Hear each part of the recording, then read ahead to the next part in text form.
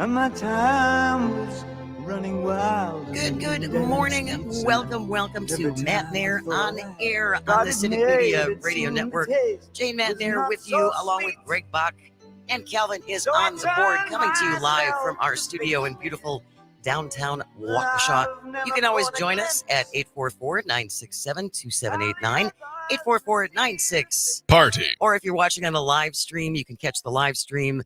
Look for Civic Media on Facebook, YouTube, and or Twitter. So if you're watching on the live stream, you can always leave a comment there as well. We have a very, very busy show coming up for you today. Next hour, it is Thursday, which means Dr. Kristen Lyerly will be here for her public service announcement. And she sent me this really funny email over the weekend. She heard a song from Tony Orlando and Dawn. It's a classic. Yeah. That reminded her of a health condition. Oh, I think you're going to have to just keep it to yourself for now. All right. And we're going to kick that around next hour. And then Paul Noonan will be here from the Acme Packing Company. He is our sports guru, and there's all kinds of things to talk about. Guru. So stay close for that. But we are going to start off with, unfortunately, some breaking news out of Iowa. Federal multiple law enforcement agencies responding to a high school in Perry, Iowa, with reports of a shooting and an active gunman. It happened about 7:30 this morning at Perry High School in Iowa. Right now, we have no other information. There were reports coming in that there were multiple emergency vehicles and ambulances seen going back and forth from this high school. As soon as we find out more information, we have no details yet on injuries or deaths, but that has been some of the breaking news that happened this morning. And just a reminder, one of the founders of Mom's Demand, Shannon Watts, put this on her Twitter feed this morning. A reminder, Iowa does not require a background check on all gun sales. Iowa does not require safety training. Iowa does not require permits to carry hidden, loaded guns in public. There's no red flag law in Iowa. There are no restrictions on assault weapons or magazines. Iowa also does not have a waiting period or allow local authorities to regulate guns. And these are things that one political party in Wisconsin has talked about doing here. Mm-hmm. Certainly permitless concealed carry and no expansion of universal background checks or required safety training, which I think a majority of people in Wisconsin would like to see those things in place. It just, I mean, I can't say that Wisconsin's leading the way on gun safety laws. We have concealed carry, and the training to be concealed carry is a joke. If I've been told correctly. Really? Yeah. I mean, you don't even have to be. My friend said you don't have to be certified to give the training. You're supposed to be like 4 hours of training, but there's no checkup on that. Someone from the state is going to come to your house and be like, did you get all your training? Did you get all your training? It's laughable. And I told you before the show, I once spoke to the former now police chief in Racine. and I asked him, I said, what do you think of all this? What do you think of like more access to guns? He's like, I don't like it. And he's felt that if you were going to carry a firearm, you should be responsible for being tested the same way his officers were tested, which was once a year, making sure you knew everything about the weapons, making sure you knew everything about discharging the weapons, target practice, the whole thing. You should be as trained, as held to the highest regard as officers are. Why would you not want people to make sure that every year that they get updated, just to make sure that they know how to handle this? I don't see why that's a bad thing. We can go off on, infringement, and that's exactly what it is. I know, but I don't see why common sense measures like this are so difficult. Because I guess common sense is an infringement. Apparently so. Yeah. Apparently so. So that's where I just wanted to let you know what was happening in Iowa. Again, reports of an active gunman at Perry High School in Perry, Iowa. No other information is available at this time. And as soon as we get any, we will pass that along to you. Starting off with, it's a mess. I don't think there's any question that what's happening at the border, the southern border, is a massive problem. It is. Always has been. Yes, and it has been for years and years and decades and decades and decades. Now, Whitewater Police Chief Daniel Meyer has reached out to President Biden and other national and state officials asking for more money to help the city deal with an increase in immigrants from Nicaragua and Venezuela. In his letter to the president, the police chief noted that Whitewater, with a population of about 15,000, has seen 800 to 1,000 immigrants arrive since early 2022. Mm-hmm. And it is a lot for these communities to try and handle. Yeah. There's no question. Yeah. And the police chief is coming at it from I would say almost a humanitarian standpoint of like, we need help to help them, not making this a political thing, not saying we've got invasions and help us before the terrorists come. And the reason why I bring that up is because where this police chief, Police Chief Meyer, is being very thoughtful about what he's doing, making sure he can get the resources he needs to help the people who are there. House these people. And get, like one of the things they talked about was the fact that it would hire liaisons, which creates jobs to help work with these individuals to get them what they need for resources, whether it's moving on or getting citizenship or asylum seekers or whatever.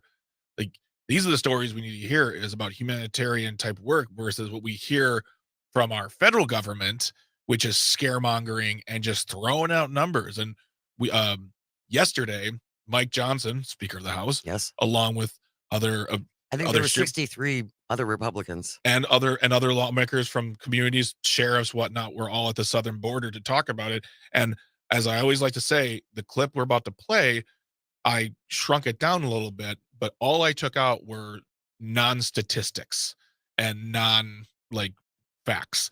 And not verifiable. Not verifiable, a lot of scare tactic, a lot of fear-mongering language type of thing. You can find the full text anywhere. Just YouTube it, Google it. But Calvin, can you play that clip real quick? The situation here and across the country is truly unconscionable. We would describe it as both heartbreaking and infuriating. And it's in less than 3 years that President Biden took office that this has happened. About an hour ago, we had lunch, and there are a number of sheriffs that work and serve here along the border of Texas. The sheriff of Terrell County was one of them. He was a former Border Patrol agent for 26 years. And he said, in his estimation, it took less than 6 months for the Biden administration to dismantle 100 years of progress that the U.S. Border Patrol had achieved. I find that hard to believe. In 6 months' time. I mean, like I said, I clipped out another 35 seconds of language that was just about trying to blame Democrats, blame Joe Biden, and also praise former President Trump as well. And this is what we do. You have a police chief like Meyer, who's trying to help people. Yes. And you have people like Mike Johnson, who's just trying to inflame the base. And fearmonger. When President Biden got back to Washington late on Tuesday, he put the onus on the Republicans to agree to bipartisan measures to fund immigration operations. And there have been efforts to increase the number of border agents, to increase the number of lawyers and judges who have to hear these cases because of the way our current system is set up. Anything needs to be done. It needs to be, our immigration courts need to be expanded. Absolutely. Need to be fully staffed so people can, whether they can stay or whether they have to go. And that's another conversation. The court system, the immigration court system is, it's torture. And it's so backed up. Yeah. It's so backed up. And that leads me to my next point, which is that's what they do in Washington with this situation. It's a political hot potato. They go back and forth. They blame. And we have another clip from Maya Ward, who is a Politico White House correspondent, talking about her response to Speaker Johnson's press conference. Play that clip, Calvin, please. I think the other thing that you already noted, this quote, disaster, it's a disaster of the president's own design. And the reality is this is an issue that both parties have failed to solve. And it speaks to just how political the issue of immigration has become. And it's pretty easy to see how the White House is going to respond here. They're going to say, well, if you feel this way, pass the president's, supplemental funding request. It included $13.6 billion for the border. And it just left me wondering, what does this mean for a border deal? When you hear Johnson's speech today, is there any deal that those Senate negotiators could present that is going to appease House Republicans? And that's the question, if it's coming from the Biden White House, if it's coming from Senate or congressional Democrats, will they accept it? Most likely not. Most probably not. And that can be said by the other side. We know of situations where Democrats have purposely said no to things Republicans have proposed because you can't give each other a win. Meanwhile, Police Chief Meyer needs help. 844-967-2789, 844-967-2789. Jack from Merrimack is on the line. Good morning, Jack. Thanks for joining us. What do you want to say? Good morning. This is a totally fabricated issue. It started out in 2015. Actually, it goes back farther than that. But the most incendiary stuff started in 2015. Oh, they're bringing millions over the border. They're going to replace us. And then them illegals, they're going to take our jobs away. So we got to put up and entirely close the border, which is exactly what they're proposing right now, by the way. Now, in 2016 to 2018, the Republicans had total control over this issue. They could have done something real about it. And without any help from the Democrats, they could have imposed their own particular solution to it, and they did nothing. Yep. Yeah. They're talking about impeaching Mayorkas, and again, this is the Republican of this whole thing. Cut back. Oh, that agency of government doesn't work. Well, it doesn't work because there's no money. Because you don't fund it. Yeah. We're just about out of time, Jack. So thank you very much. If you want to chime in on this, 844-967-2789. We will come back with a couple of texts. Stay close. You're listening to Matenaer On Air. Yes, second day. On the Civic Media Radio Network. Changes. Oh, look out, you rock and rollers. Changes. Changes. Pretty soon now you're gonna get older. Time may change me, but I can't trace time. I said that time may change me, but I can't trace time.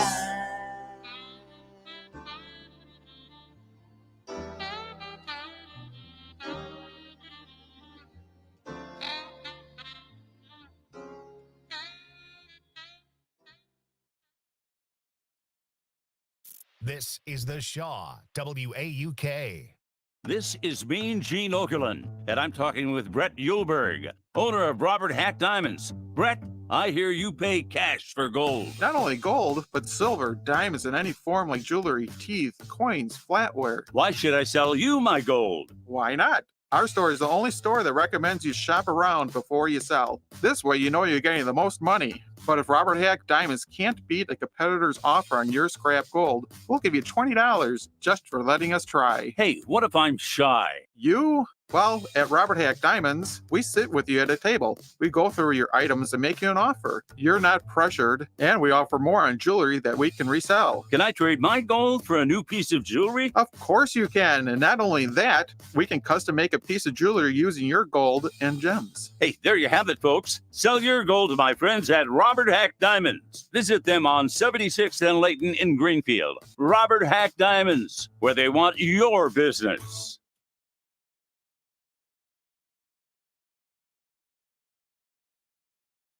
Today I don't feel like doing anything. I just wanna lay in my bed. Good morning. Welcome to Matenaer On Air. Jane Matenaer with you along with Greg Bach. And Calvin is on the board, coming to you live from our studio in beautiful downtown Waukesha. Good morning, Hayward. I'm sure it's chilly up there. It's chilly down here. Nice to see the sunshine, though, so I hope everybody's having a good day. We were just talking about what's going on at the southern border. Speaker Mike Johnson making statements, blaming, of course, putting the entirety of the blame on the Biden administration. And we're just talking about the fact that this has been used, immigration has been used as a political football for decades. Just for decades. Absolutely, yeah. I mean, Jack is not incorrect that there was a lot of misinformation happening, especially during the Obama administration regarding this matter. But the border has been a political football forever. Let's just keep blaming each other and do nothing so we can use it against each other. Yeah, absolutely. And it's becoming tiresome because pushing it back and forth just means they don't have to work on it then, because they say we did this but they don't like it. Well, we did this and they don't like it. Well, do something together because you all look stupid.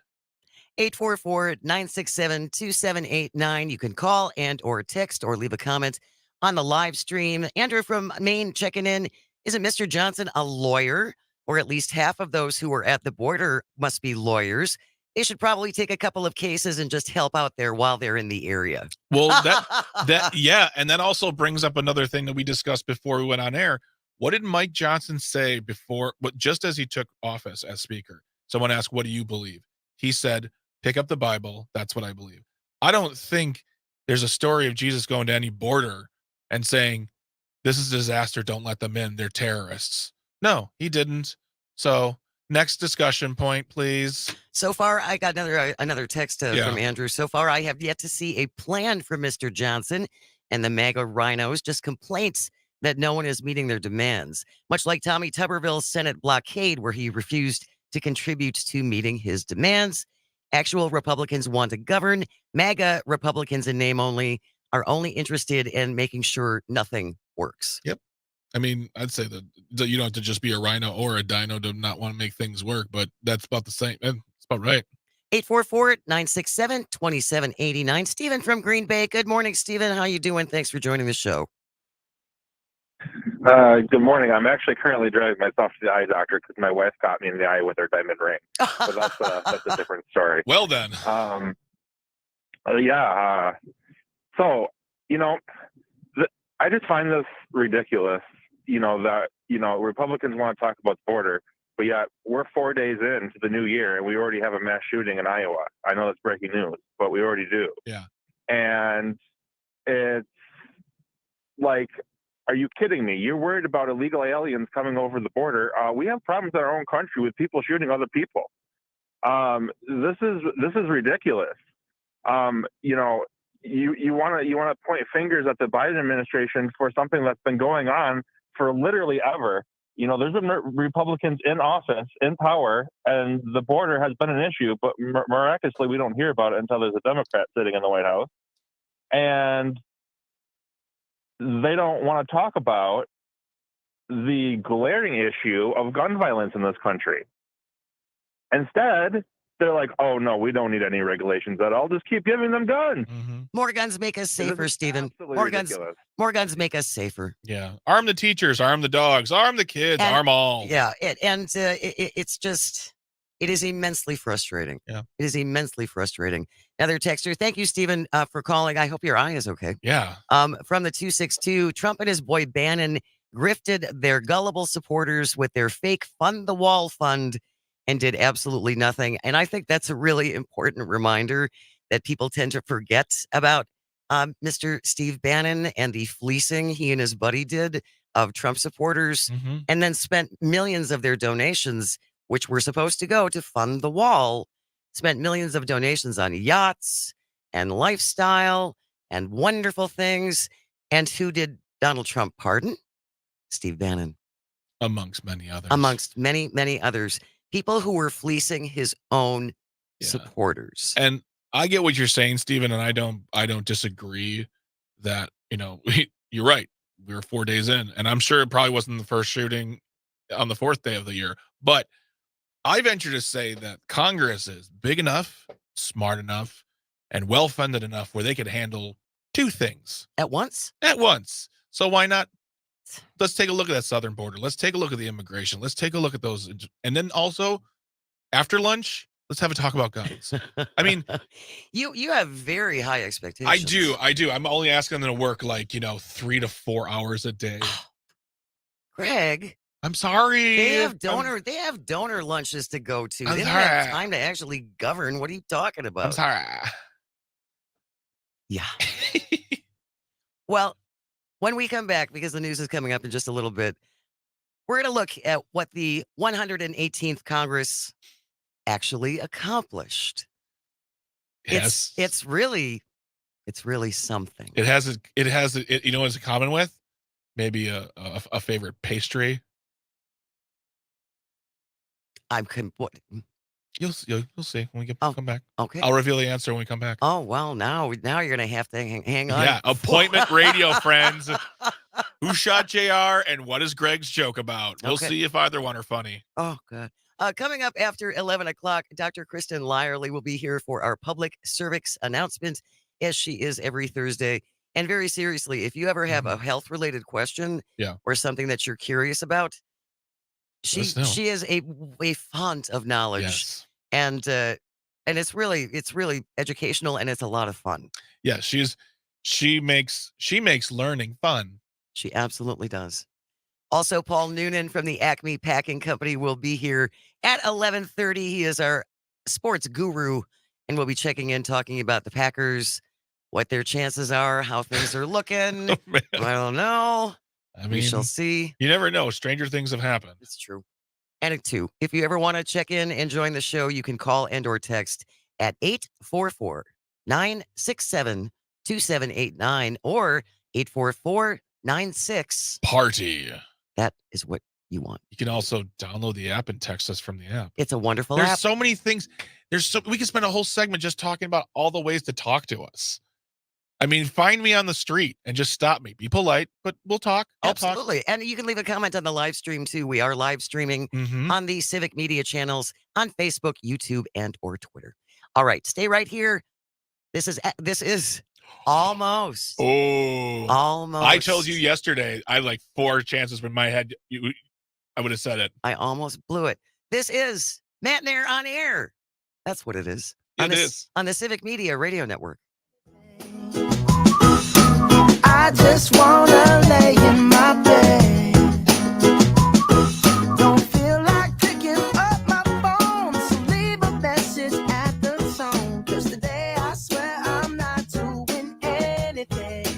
No, I ain't gonna comb my hair, 'cause I ain't going anywhere. No, no, no, no, no, no, no, no, no.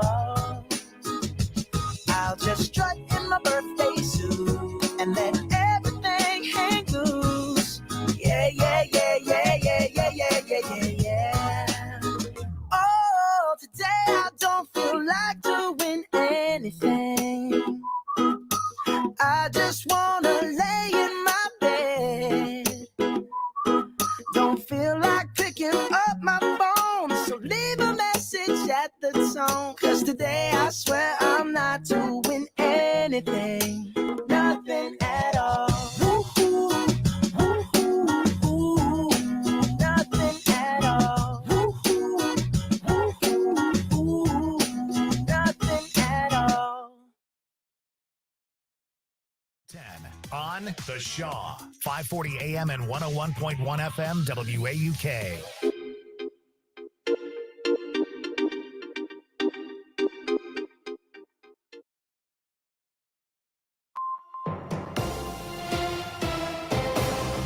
Civic Media News. I'm Terry Bell. Here's what Wisconsin needs to know. Making simulations of child pornography with artificial intelligence may become a crime in Wisconsin. A legislative committee heard testimony yesterday on a bill. State Representative Calvin Callahan says AI images are created from real photos, and he says those kids are victims. Voting is good for your health, according to the American College of Physicians. Research shows states with fewer barriers to voting have better health outcomes. ACP President Omar Atiq.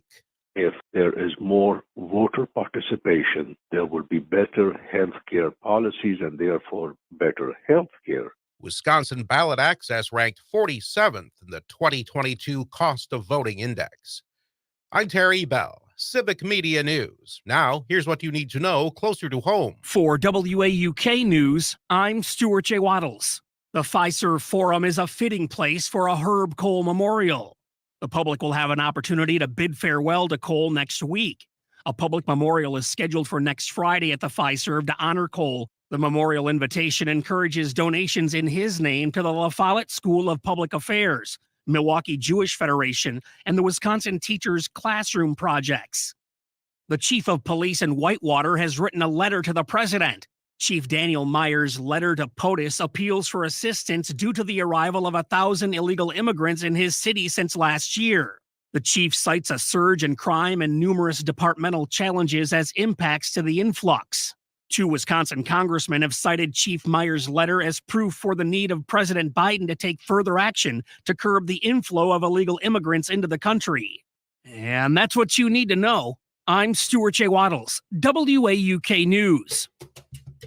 Hi, I'm Emily from Weikert Realtors Lake Point in Madison. Home ownership is a big deal, and so is taking the leap into the buying or selling of any property. The Weikert team gets that, and our job is to help you navigate the sales process and provide smooth sailing. You have questions, we have answers. You have worries, we have solutions. Let us open the door to your future home. Weikert Realtors Lake Point, 608-721-8002, 2045 Atwood Avenue. Find more info at weikert-lakepoint.com.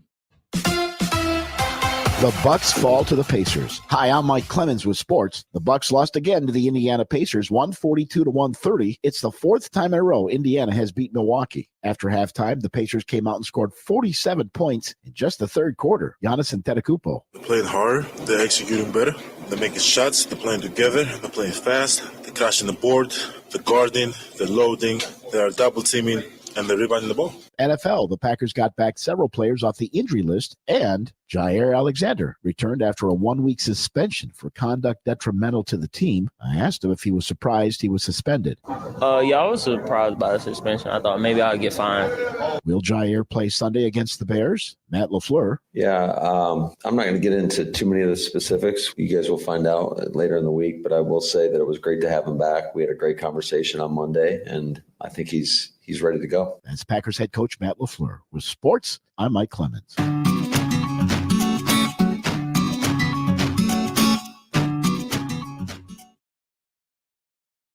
I'm meteorologist Brittany Merlot with a look at your weather ahead. The cloudy skies and the sunshine are battling it out today, with today expected to be the brightest day of the week, and also the chilliest one too. High temperatures rising right to the freezing mark, and by tonight becoming cloudy and falling to the mid-20s. Right now, it's 24.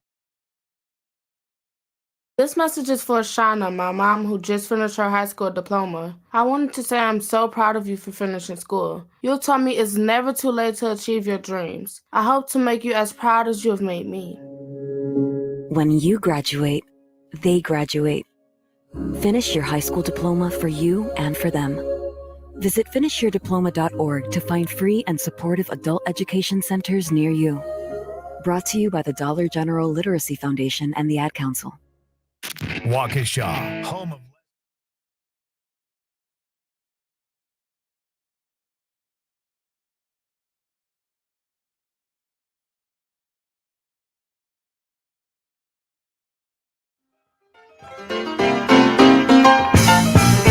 Nothing from nothing leaves nothing. You gotta have something if you wanna be with me. Nothing from nothing. And welcome to Matenaer On Air. So happy to have you along. Jane Matenaer, along with Greg Bach and Calvin, is on the board, coming to you from our studio in beautiful downtown Waukesha. You can always join us. You can call or text at 844-967-2789, 844-96. Party. Or, little reserved party. Yeah. Or you can leave a comment on the live stream if you're watching us on the Civic Media page on Facebook, YouTube, and or Twitter. I wanted to give you a little bit of an update. We did tragically have to start off the hour with breaking news from Iowa, a school shooting at Perry High School in Perry, Iowa. Now, according to the ABC News, at least one person is dead, others injured in that shooting. The scene is now secure. 2 patients being treated at a local hospital. Their conditions are unknown. The active gunman incident reported a little after 7:30 this morning. An officer responded, got there 7 minutes later, located multiple gunshot victims, although, again, we do not know how many, and we do not know the extent of their injuries, but we will keep you posted as the morning goes on. Day 4 of 2024, and tragically, our first school shooting of the year. Mm-hmm. We were talking a little bit earlier about what's going on at the southern border and why we can't seem to get anything done as far as coming to an agreement on how to handle what has been a decades-long problem along our southern border. And John from Menominee Falls texted in, Greg, you give them way too much credit thinking they can do two things at once. They can't handle doing one thing at once. They haven't even approved a budget yet for this year. Listen, a boy can dream. You gotta have dreams. And my dreams are of a low bar. And I believe you have faith in them. I have faith that they can get two things done in a day. That's so and hopeful of you. And here's the thing is, if they can't, I think we should pay them on a per subject basis. They work on one like thing. piecework. Yeah, or they only work 3 hours of the day in the Capitol. All right, that's 6 hours, 5 hours. They don't get paid because let the campaign pay them. I'm not paying you to make phone calls for your campaign. So let's work out a new payment system, a new salary system. Oh, I think that's a great idea. Yeah, we'll spend some time on that. Well, speaking of getting things done, according to data analytics firm Quorum, the 118th Congress is currently on track to be one of the least productive in modern history. What an accomplishment, Calvin. Let's hear it for the members of the 118th Congress. You gotta shoot for that. Yeah.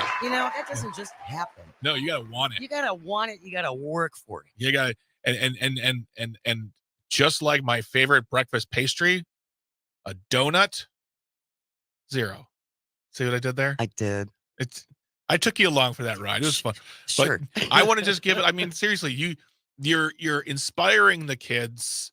You are, using those untruths and the fighting to really get out of just helping anyone, and that takes a lot of guts. So, an overview: just 20 bills have been passed by both chambers and signed into law this year.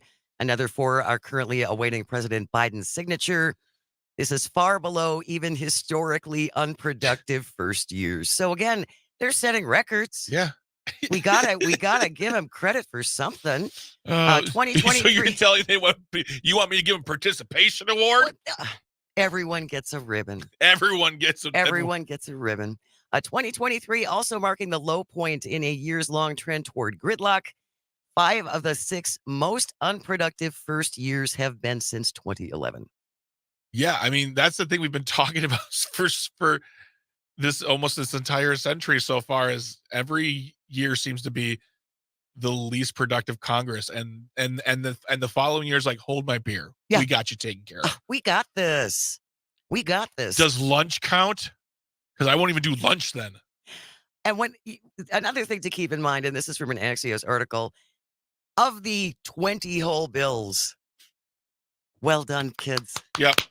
Of the 20 that they passed, the vast majority either passed by unanimous consent or with minimal opposition, including multiple measures to rename Veterans Affairs clinics and another to mint a coin commemorating the 250th anniversary of the Marine Corps. So it's not like they did nothing. Yeah, I mean, guys and ladies, everyone. This is a team effort. Yes. A for effort. When you compare it to the 117th Congress, in which Democrats controlled both chambers in the White House, they did actually pass several pieces of marquee legislation, including the bipartisan infrastructure law and the Inflation Reduction Act. Those two were good. Those were good. Those were kick butt, as the kids say. Calvin, that's what the kids say. Kick butt, right? That's what the kids say. As our resident young person, it kicks buns. Well, and now that you say that, it's interesting. Speaking of getting things done. Yeah. President Biden's American Rescue Plan, about 3 years after it was signed into law, has prompted our country's 3 major insulin makers to drop their prices. As of January 1st, Eli Lilly, Sanofi, and Novo Nordisk, who make up roughly 90% of the insulin market, they are now all officially offering price caps and saving programs to lower the cost of some of their most widely used insulin products to $35 a month. That is not a small thing. I'm not kidding you. Like, when I read that, I almost started to cry because to me, I think of, thank you, President Biden, and thank you for everyone who worked on it and supported it, regardless of what side of the aisle you are on. But I just think about all those people who are going to be able to afford it and they're going to be okay. Like, can you imagine having to choose between your insulin and food? No, I have never insulin and your rent. I have never in my life had to pick between one necessity or another. That's how privileged I am, and I recognize that, and I'm lucky. That's why I think about those individuals, because they have had to do that, and now it's just maybe one less thing on their plate, That one they less have thing to to worry worry about. I mean, exactly. In Wisconsin, 8.8% of the adult population has diagnosed diabetes, including tens of thousands of people who rely on insulin. Yeah. So if this has affected you, we would love to hear from you at 844-967-2789. This is not an uncommon condition, and it certainly is not an uncommon medication. And from what I understand, the original creator of insulin never intended this to become this enormous moneymaker. No. That was not the intention. No, it was to help people. So the part of the American Rescue Plan actually threatened to penalize the companies if they kept the prices high. The law reformed the rules guiding Medicaid health insurance to remove a cap on the penalty that drug companies pay for listing prices above the rate of inflation. So some things got done. Some things are getting done. I mean,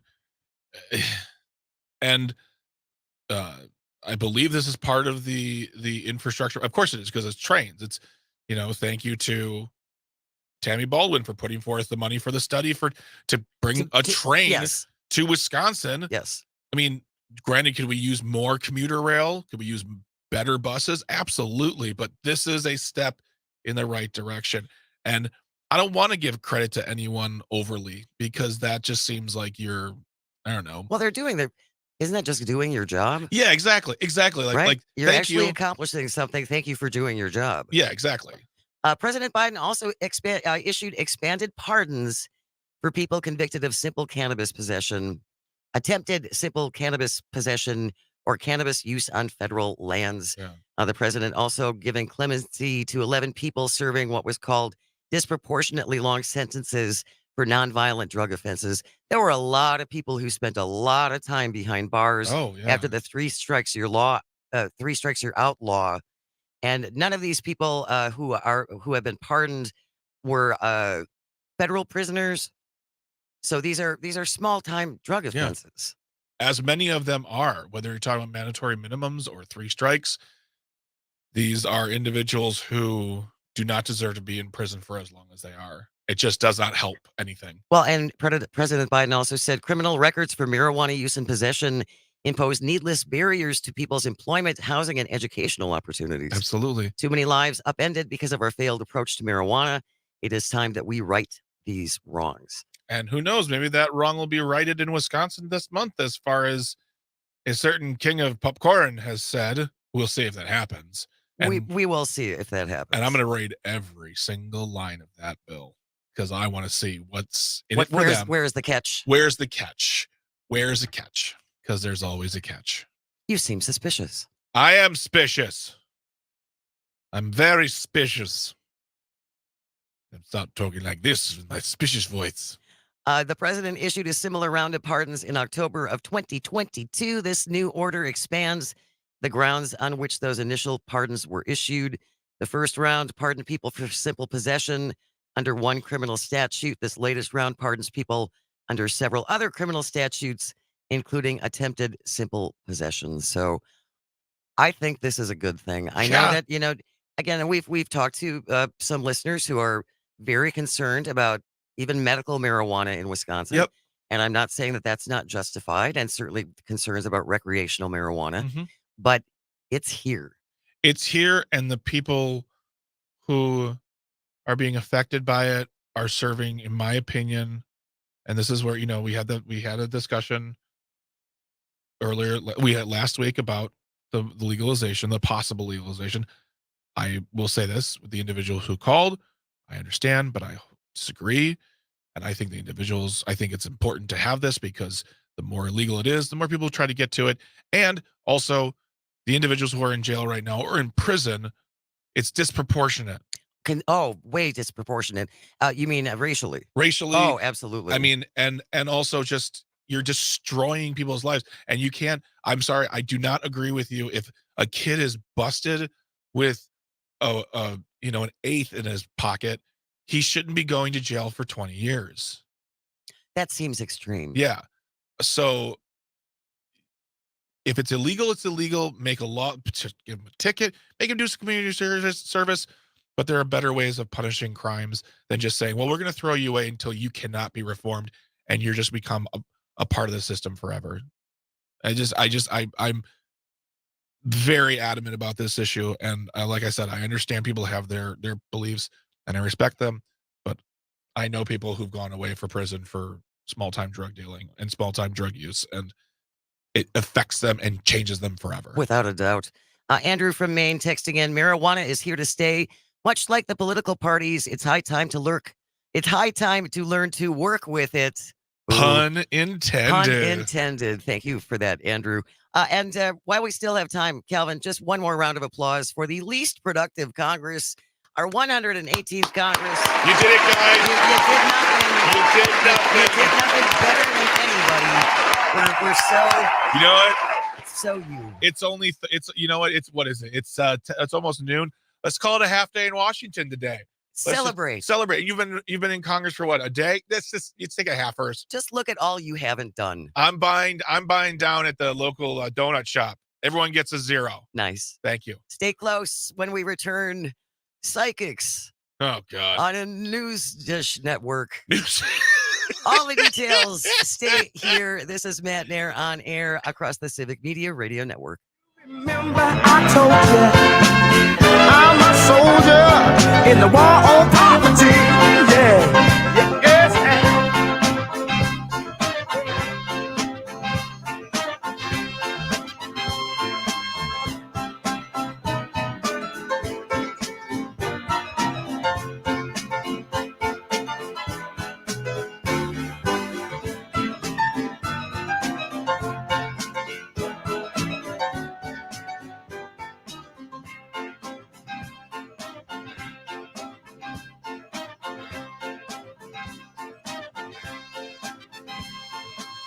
Nothing from nothing beats nothing. You gotta have something if you wanna be with me. Oh, baby. Nothing from nothing leaves nothing. You gotta have something if you wanna be with me. Mm-hmm. That's right, baby. Yeah. Gotta have something if you wanna be with me. You gotta bring me something, girl, if you wanna be with me.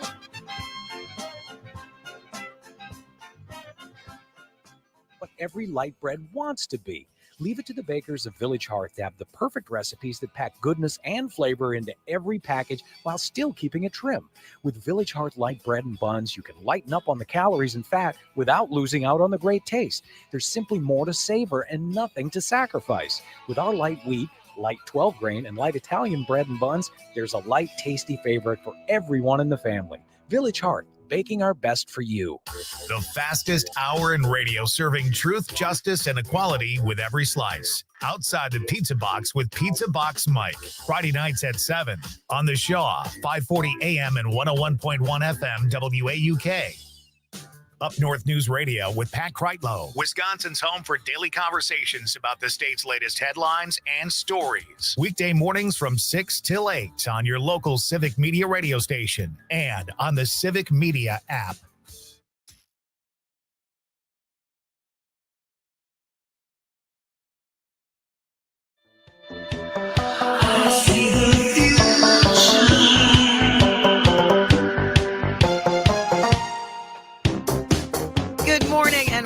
Welcome to Matenaer On Air. Jane Matenaer, Greg Bach with you. Calvin is on the board. We're coming to you live from our studio in beautiful downtown Waukesha. Thank you for listening wherever you are across the state. Hello, Wausau. If you're listening on Bull Falls Radio, WXCO. We are switching streams just a little bit to talk about something that I just find Pretty hilarious. Fox News. Ish. Fox News ish. Keep in mind, please, that this is the company that settled a lawsuit for nearly $1 billion. Yeah. $1 billion with a B. Buh. Settled a lawsuit for $1 billion after they claimed that Dominion voting machines were corrupt and all of that. And it was like, yeah, ooh, whoops, that was a lie. Yeah. Rough bro. It was would someone call it a learning experience? That's a good way to phrase it. Yeah. That was certainly a learning experience. So with everything that we've going on in our country, issues at the border, fentanyl problems, school shootings, of which there was one today in Perry, Iowa. We know at this time that one person is dead. All of these things that we could be talking about. COVID is still here. RSV remains a problem. There's lots of sick going around. Yeah. But what did Jesse Waters of Fox News-ish decide to focus on the other day? A psychic. Oh, God. He had a psychic on his program to give her predictions for the 2024 election. Calvin, I believe we have a clip of Mr. Waters. Let's go with that. I've always feared fortune tellers. We could be tempting fate. But at a dinner party, I was given a delightful reading. And when I asked her about Trump, she said there'd be a grave injustice this fall, and we may not even have an election. Therefore, we needed a second opinion. Paula Roberts is the English psychic who is on set to give us a reading right now. I would like, Paula, for you to give me a reading on President Trump. Just the one card. One card. One card. Let's do just one card. We like that one. Oh. What is that? I mean, I do recognize that I'm at Fox TV. I have a sense of loss. A sense of loss. But it's very specific. No, let me move on. It's a sense of loss. It's as if he may be thinking more about what he's lost and not still taking full advantage of what he still has. First of all, I love her. No, I can't get that high. No. It's so English. She pulled the death card. Yeah. And also, she doesn't know Donald Trump. He ain't thinking about anything right now. Except himself. Exactly. He ain't thinking about what he has, except for maybe what he's having for lunch. When Jesse asks this English psychic lady what she saw for President Biden this year, she answered lots and lots and lots of money. Setting up Jesse Waters to say, "You mean from China?" Good job, Jesse. Oh, you are a comedic failure that Fox never really wanted, but they lost so many of their anchors. You failed your way to the top. Well, and what I find very interesting, again, all of this scrutiny on President Biden and his financial dealings, all of these allegations which remain as yet unproven. Mm-hmm. And then today, a new report comes out from House Democrats. They released it today. A 156-page report called "The White House for Sale," offering concrete evidence that the former president engaged in exactly the conduct House Republicans are trying to pin on President Biden. Using documents produced through a court fight, they found out that Donald Trump made almost $8 million from foreign governments when he was in office.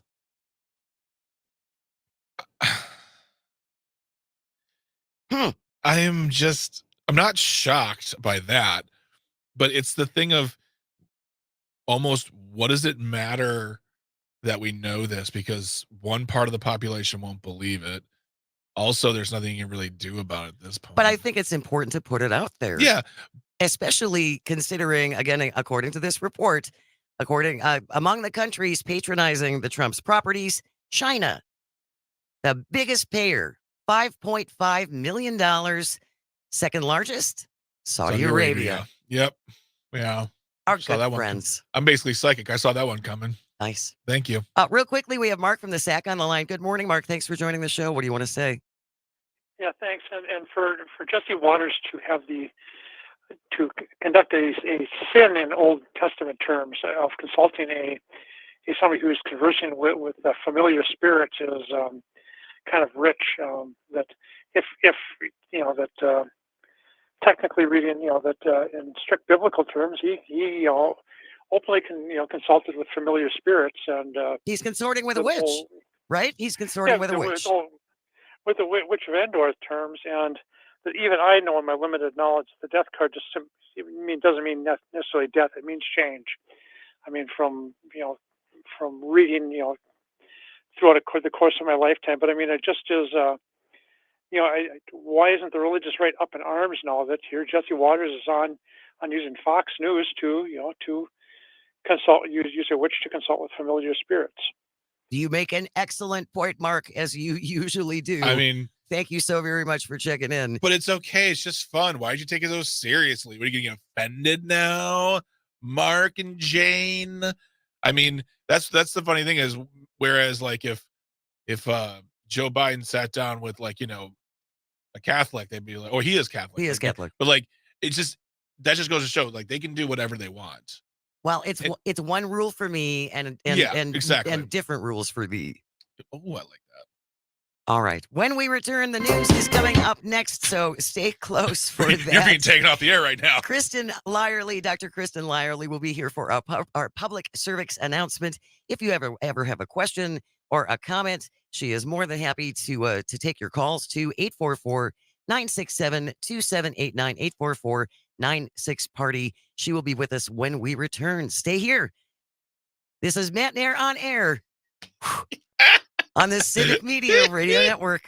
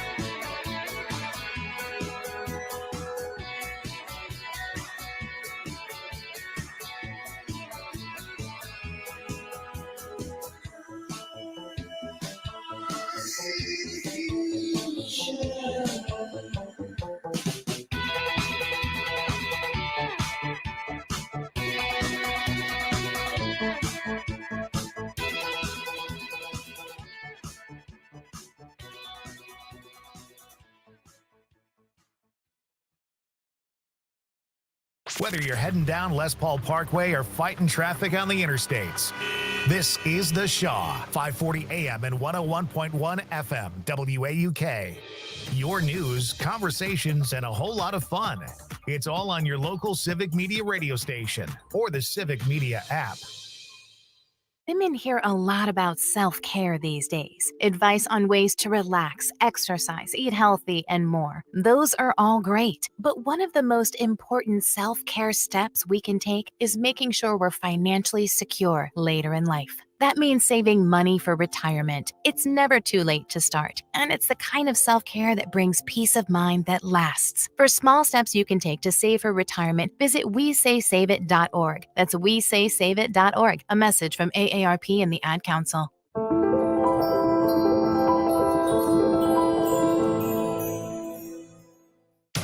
You're listening to The Shaw, WAUK 540 AM Jackson, W266DR Waukesha, and always streaming on the Civic Media app. CBS News special report. Multiple people shot this morning at the high school in Perry, Iowa. Sheriff Adam Infante moments ago. Officer first arrived within 7 minutes and located multiple gunshot victims. We're still unclear of exactly how many are injured or what the extent of those are, but we're working on that right now. There is no further danger to the public. He was not specific about the shooter, who he says they have identified. CBS's Ed O'Keefe says a student tells him it was a student at the school. KCCI TV's Bo Bowman spoke with a woman whose daughter works there. She got a text from her daughter who was at work and said, "Mom, I'm safe." And that's all it said. She responded, "Why?" And the daughter said, "Shooting." The mother told me that was one of the hardest text messages she's ever had to read. She responded, "Where?" The daughter said, "The school." It was first day back at school after a winter break there in Perry, Iowa. CBS News special report. I'm Steve Kate.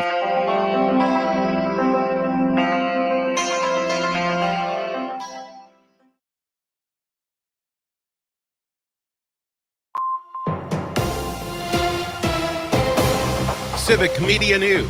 I'm Terry Bell. Here's what Wisconsin needs to know. Planned Parenthood nurses in Wisconsin want to join a union. The Wisconsin Federation of Nurses and Health Professionals says nurses at clinics in Madison and Milwaukee have agreed to join their union. Planned Parenthood says it supports its workers' right to organize. Nurses will vote next week. Planned Parenthood sites in Iowa, Minnesota, and 3 other states are already unionized. 47 groups led by farmers got $1 million worth of grants from the state of Wisconsin last year. The money from the Department of Agriculture, Trade, and Consumer Protection supports farmer-led initiatives to improve Wisconsin's soil and water quality. This is the 9th round of grant awards since funding was first made available in the 2015-17 state budget. I'm Terry Bell, Civic Media News. Now, here's what you need to know closer to home. For WAUK News, I'm Stuart J. Waddles. The shooting suspect was wanted out of Waukesha County, and the Milwaukee officer shot may not regain full usage of his leg. The Milwaukee police officer injured in a domestic violence shootout earlier this week may experience partial loss of feeling in his leg. Doctors say the bullet fractured Officer Dan Morell's femur. The incident occurred Tuesday morning when he was shot by a suspect in a domestic violence case. The suspect, Harold Martin, was wanted on felony charges in Waukesha County. Potawatomi Casino is set to expand with the addition of a new 6,000-seat concert venue, as reported by the Milwaukee Journal-Sentinel. The news came on the same day that Kenosha leaders pushed ahead a plan for a Hard Rock casino that also includes a big music venue. The new concert venue will be located a few blocks away from the casino and hotel. And that's what you need to know. I'm Stuart J. Waddles, WAUK News. Don't you wish your life came with a warning app? Stop. That dog does not want to be petted. A heads up before something bad happens. You should not send that text. Uh-oh. Life doesn't always give you time to change the outcome, but prediabetes does. With early diagnosis and a few healthy changes, you can reverse prediabetes and prevent or delay type 2 diabetes. To learn your risk, take the 1-minute test today at doihaveprediabetes.org. Brought to you by the Ad Council and its prediabetes awareness partners. The Bucks lose to the Pacers. Hi, I'm Mike Clemens. Milwaukee losing to the Indiana Pacers for the 4th time in a row. Final score, Pacers 142, the Bucks 130. What was the problem? Bucks head coach Adrian Griffin. For us, I thought it was just the turnovers. You know, I challenged the team before the game about rebounding. So I thought we fought. We kept competing. I just thought the turnovers really hurt us. The Bucks in San Antonio tonight against the Spurs. NFL, the Packers held practice getting ready to host the Chicago Bears Sunday at Lambeau Field. Bears quarterback Justin Fields on playing in Green Bay. Their home field. I know their fans going to be loud because there's not much to do in Green Bay except watch football. But The Packers are headed to the playoffs if they can beat the Bears. Jordan Love. That's what you play for, right? You play for these moments, these opportunities to play in the competitive games. And I think everybody's excited for it, but it's going to be fun. That's Packers quarterback Jordan Love with sports. I'm Mike Clemens.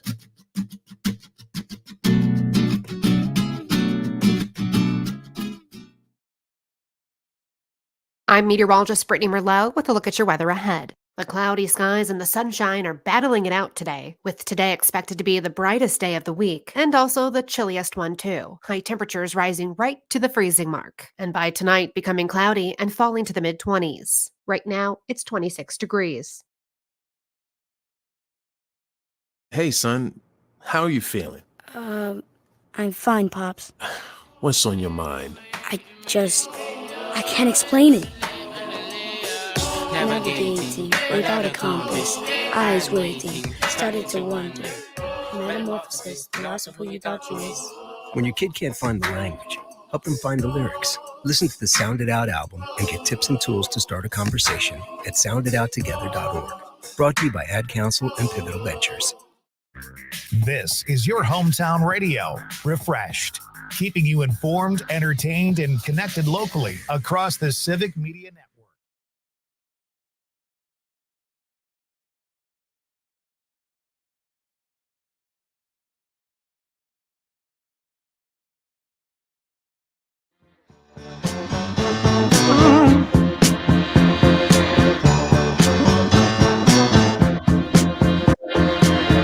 Still Good morning. Welcome to Matenaer On Air, Day 2. Jane Matenaer and Greg Bach, along with Calvin on the board, coming to you live from our studio in beautiful downtown Waukesha. You can always join us, too, at 844-967-2789 if you want to call or text. Or if you're watching us on the live stream, you can always leave a comment there as well. You can watch us on the Civic Media channel on Facebook, YouTube, and or Twitter. As she does every Thursday at this time, we are joined by Dr. Kristen Lyerly for our public service announcement. Good morning, Dr. K. How are you? Good morning. I love the sound of Matenaer On Air. Thank you so much. It was a hasty meeting on Tuesday afternoon going, oh, we got to call it something. It rhymes. It has a flow to it. I think so, too. We did have one suggestion for it. We were taking suggestions yesterday, Dr. Lyerly, for show names, because this is kind of still a work in progress. Have you thought about this for a show name? Clear the Air with Jane Matenaer and Greg the Funny Guy. That's me. I like it. I think you could audition a lot of different things here. I don't think you can go wrong with this team. Oh, thank you, Dr. Lyerly. I really appreciate that. We are going to start by talking about what happened in Texas. Oh, Texas, this week. A federal appeals court on Tuesday ruled Texas hospitals and doctors are not obligated to perform abortions under a longstanding national emergency care law. The U.S. Court of Appeals for the Fifth Circuit, which is pretty much all Trump-appointed judges, from what I understand. The federal law does not mandate any specific type of medical treatment, let alone abortion. The law does not govern the practice of medicine. So, Dr. Lyerly, in human person terms, what does that actually mean? Yeah, the law does not govern the practice of medicine. Give me a break. That's what my whole job is about, what hostile politicians will and will not allow me to do. And it varies from state to state. So let's back up a little bit. What is this EMTALA law that we keep hearing about? Because that's really what this case is about. So EMTALA is the Emergency Medical Treatment and Labor Act of Congress. It was enacted in 1986, and the whole point of this was to ensure, this is a quote, to ensure public access to emergency services regardless of ability to pay. This meant that if you went to the emergency department, you would be taken care of, period. Regardless of of how much money you have. Right. You have insurance, doesn't matter whether you have insurance or not. Whatever your issue is, it is our obligation as medical providers to stabilize and or transfer you. That's it. So here's the problem. If you show up with, say, preterm labor, this happened to me last week. I had someone who showed up in preterm labor. We evaluated her, we stabilized her, she was good. We sent her off to a bigger hospital because we don't have the capacity to deal with early labors and really young babies. You show up with a heart attack, they're going to do the same thing. They're going to make a decision about whether they can care for you there. And if they can't, they're going to send you to a center where they can care for you. Breathing problems. I mean, name any list of things that you could show up in the emergency department for. But if you show up with an ectopic pregnancy, then what? Right. This is a pregnancy that's not viable. It is never going to be a baby. It is never going to be a baby. It is a pregnancy that has implanted somewhere inside of a person where it can't grow to be a full viable baby, whether it's in the tube, the fallopian tube, which is the most common thing. Right. It can be in the corner of the uterus. It can be on the ovary. It can be somewhere inside of someone's body on top of a large vessel, threatening their life. So if someone shows up with an ectopic pregnancy, but they're not immediately at risk of dying, they don't have a belly full of blood, but we know that the outcome isn't good here, can you treat them? So now the answer is no, right? Well, from a medical perspective, you're obligated to treat them. It's malpractice if you don't. But from a legal perspective in Texas, you can't, because you have to take the potential life of the embryo at that stage typically into account. So let me offer a different example. And I did see an ectopic pregnancy, by the way, last week, who we treated medically. And I was able to focus on her and what she needed and the best way to treat her within the context of her own life, which is how it should be. Yes, it should be. And I just want to point out as well, Dr. Lyerly, that many of these women want these pregnancies. And then if you don't treat them in the way that they need, you can set them up so that they cannot conceive again if they do not receive the correct treatment. Yeah, 100%. It's imperative that they understand what all of their options are so that they can determine what the next best step is as they're thinking about not only right now, but into the future. Like, the last thing you want is your medical provider not to be thinking about you in a holistic way. So go ahead, Greg. I had two questions on this. You said you had one of these last week. How far along is there an average of how far along when it's at the point where you're going to do a procedure like this? And the other question is the embryo, well, I guess the embryo it's not a miscarriage at this point. The embryo is still, the only reason why I ask this is because in my head, their defense is, well, that baby, because they call it a baby, is still alive, and therefore you can't do anything. You know what I mean? I'm trying to get inside their heads, which is a dumb thing to do, but still trying to understand it. So when they have a procedure like that, is there a time frame when it happens during the pregnancy, or can it happen at any point? It's usually early in the pregnancy, but at any point early in the pregnancy. And really, I mean, we've got options. I've treated ectopics with nothing, where if I know that my patient has access, they're close to a hospital, it looks like we've got lab numbers that show that the pregnancy is kind of resolving on its own, because if it doesn't get enough blood supply, it can't survive. So sometimes you don't have to do anything and it just resolves on its own. That's a risky proposition, because you have to make sure that your patient is able to get the care that they need immediately. If they can't, it could cost them their lives. Yeah. So you could do nothing. You can treat them with medicine. And one of the medicines is methotrexate, which is another medicine that's like mifepristone and misoprostol. Methotrexate has been on the list of things that could potentially be banned because it is associated with termination of an ectopic pregnancy. That was the route we went with this patient, because she had a job. She had to work. She couldn't afford to have a surgery where she had to take a couple weeks off. So, we talked through all of the alternatives. We picked the best option for her. And then the third option is surgery. And surgery is the only option if it's an unstable pregnancy. So if there's blood in the belly, if it looks like it's ruptured, if the patient's vital signs are unstable, then really you have to do surgery to save her life. If you're just joining us, Dr. Kristen Lyerly is our guest for our weekly public service announcement. And we're talking about a federal appeals court in Texas that ruled this week that doctors aren't obligated to perform abortions under a longstanding national emergency care law. Dr. Lyerly, when I see these arguments and I see some of the things put forward, I feel sometimes like they just don't care if women die. They don't. So I actually, when you brought this up, we were going to talk about like yeast infections or something. And Jane's like, let's talk about what's happening in Texas.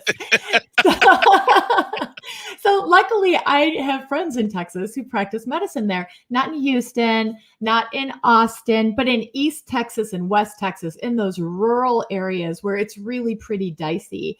And my friend who practices in West Texas is actually an attorney as well. So I asked him for his take on it, and this is exactly what he told me.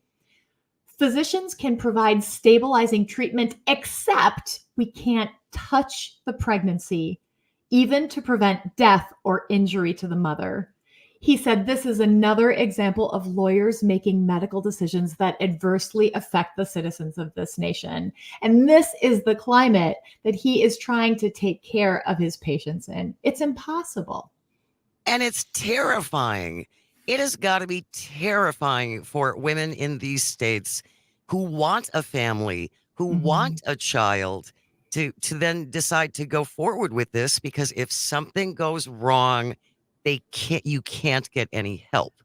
Well, as you mentioned, Jane, these are typically desired pregnancies. Right. And, I can share another story of a patient who I took care of, luckily in Minnesota, which is a place where I can focus on my patients. Right. This is a woman who had undergone infertility treatment to get pregnant. She desperately wanted this baby, but she showed up 21 weeks pregnant, bleeding profusely, unstable.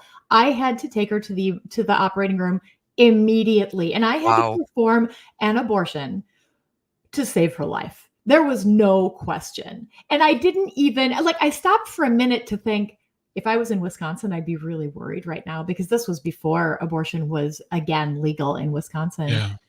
But I mean, even in Minnesota, as I'm trying to focus on, does she need blood? Who else do I need to call to come to the operating room? Who else do we need to notify in her life? How do we pull all the pieces together? Because this is an emergency. It has to happen right away. And her heart is broken because she's losing this baby. But I could take care of her. Yeah. What happens in Texas in this situation? Well, yeah, you die. You die.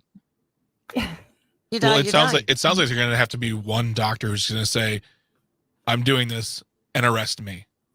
Yeah. To see where they will go. Honestly, it's a put up or shut up. It's like, if I'm a doctor, I have to take care of this person, and I will put my well-being on the line because this person needs help. That's my job. As you were just saying, you don't do it, it's malpractice. Then let the lawyers say, "All right, come at me," which is kind of what I feel like they're doing in Wisconsin with the district attorney in Sheboygan. Mm-hmm. He's like saying, "I won't do it," but some people are saying, "I don't trust you." Yeah. Well, I can tell you, my friend in East Texas, she said, this is a quote from her, "This is blatant disregard for the lives of women at a time when our maternal mortality crisis is at an epidemic level." She said, "It angers me that these laws are passed under the guise of protecting lives, while women's lives are clearly not valued or protected." Yeah, it's pretty much pro-birth, not really pro. It's like, once you're born, if you get born, you're on your own, kid. All right. Yeah. Dr. Lyerly is here. We are going to kick around cannabis when we return. Yeah, man. Stay close. You're listening to Matenaer On Air. We are on the Civic Media Radio Network. Face the strange changes. Very soon now you're gonna get older. Time may change me, but I can't trace time. I said that time may change me, but I can't trace time.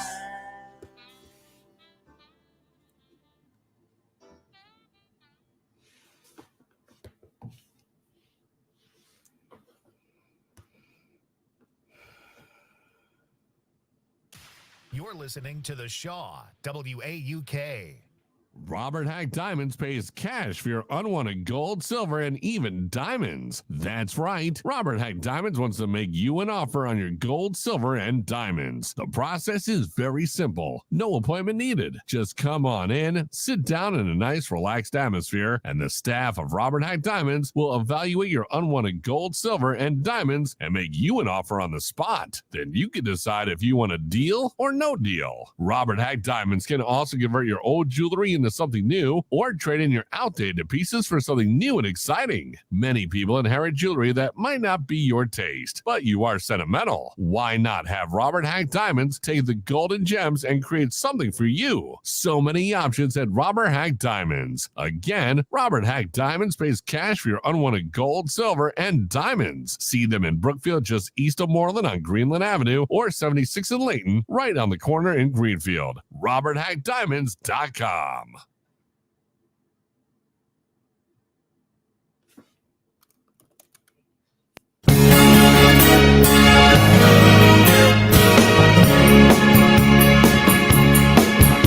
The stars won't come out. Good morning. Welcome to Matenaer On Air. Jane Matenaer and Greg Bach, along with Calvin on the board, joining you from downtown Waukesha. And as she is every Thursday, Dr. Kristen Lyerly joins us from 11 to 11:30 for a public service announcement. If you ever have any questions for her, you can always text him in, or you can call at 844-967-2789. Or if you're watching on the live stream, you can leave a comment there as well. Before we move on to talking about cannabis, Dr. Lyerly, we have a question that we want to get to. We were talking about this federal appeals court this week that ruled that Texas hospitals and doctors aren't obligated to perform abortions under a national emergency care law. So, Greg, what is the question from our text? Andrew from Maine asked the question: in the case of the East Texas doctor friend, hypothetically, could the pregnant patient's partner sue the state for malpractice that leads to the death of a patient? There is a case pending in Texas right now, and I'm a doctor, not a lawyer, and I don't know this in depth, but there is at least one case that's pending where doctors or where patients are saying that they were inadequately treated because of Texas law. And, to be clear about my friend in East Texas, who is also a mom, by the way, she said she treats the patient and her hope is that a hostile DA will not come after her, but she knows that treating an ectopic could be actionable. It could put her career at risk, her life at risk. She said she's exhausted.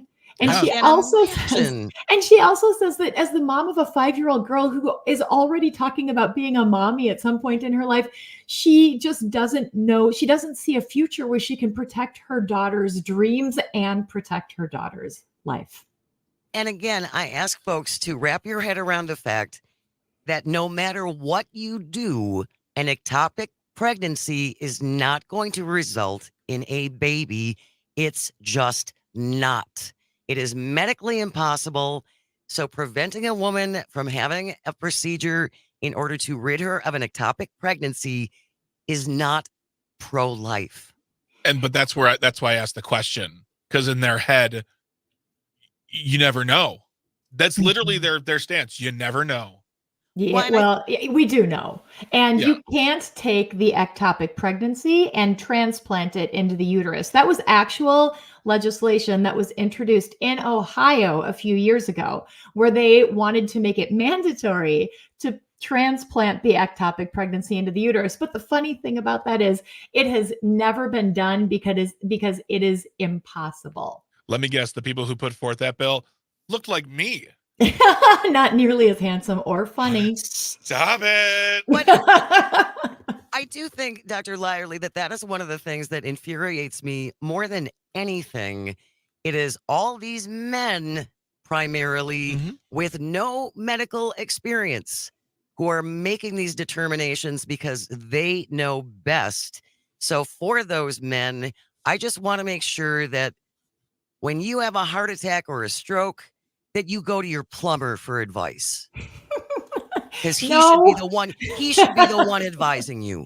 No, go to the doctor, go to the emergency department. I love men. I personally created 4 men. Men are wonderful and men are affected by this. But to look at that appeals court and those 3 white guys who they say in this, I skimmed the ruling, they say that they don't want to make abortion mandatory. Like, that is really what their message is here. When I'm saying I need to save people's lives, and not just save their lives, but prevent the inability to carry a pregnancy in the future, to preserve their future fertility, to preserve their emotional, their mental stability, there's so much more to it than that just one point in time.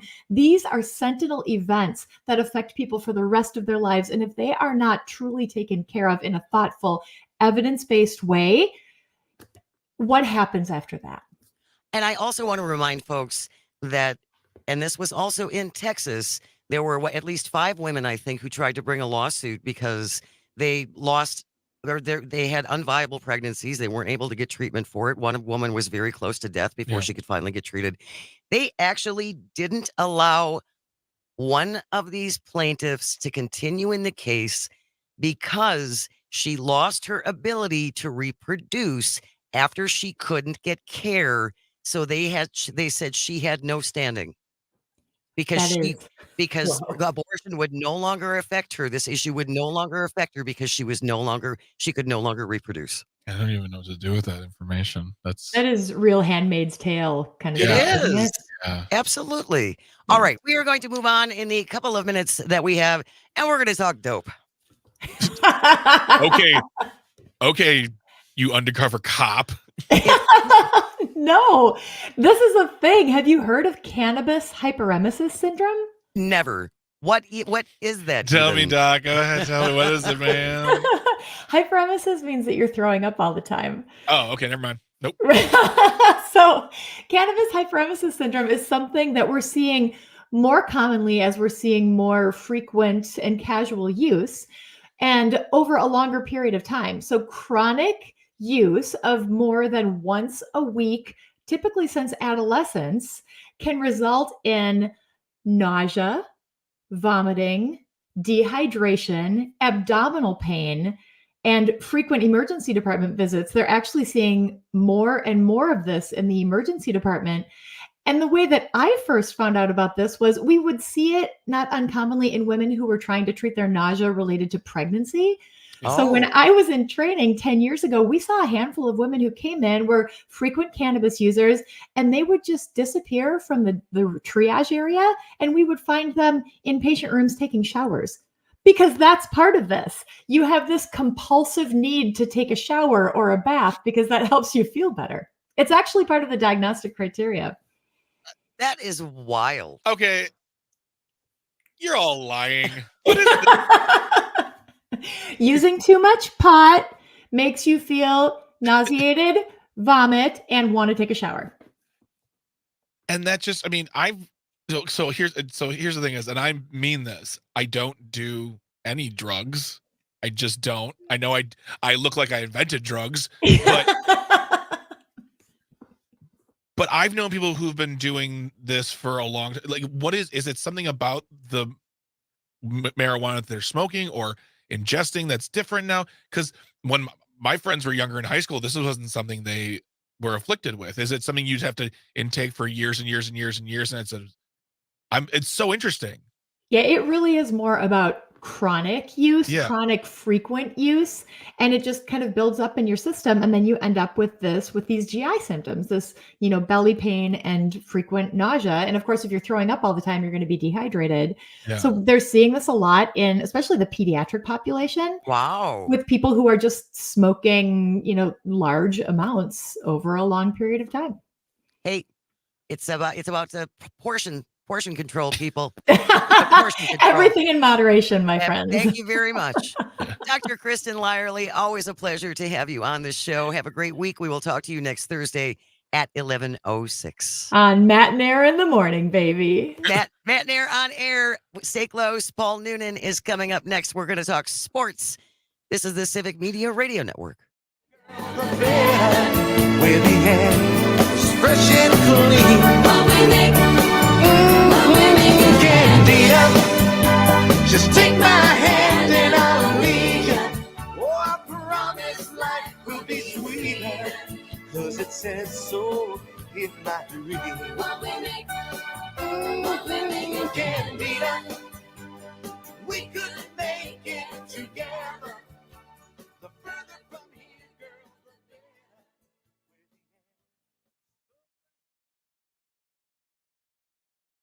Your home for the Devil's Advocates. Weekday afternoons from 4 until 6 on The Shaw, 540 AM and 101.1 FM, WAUK.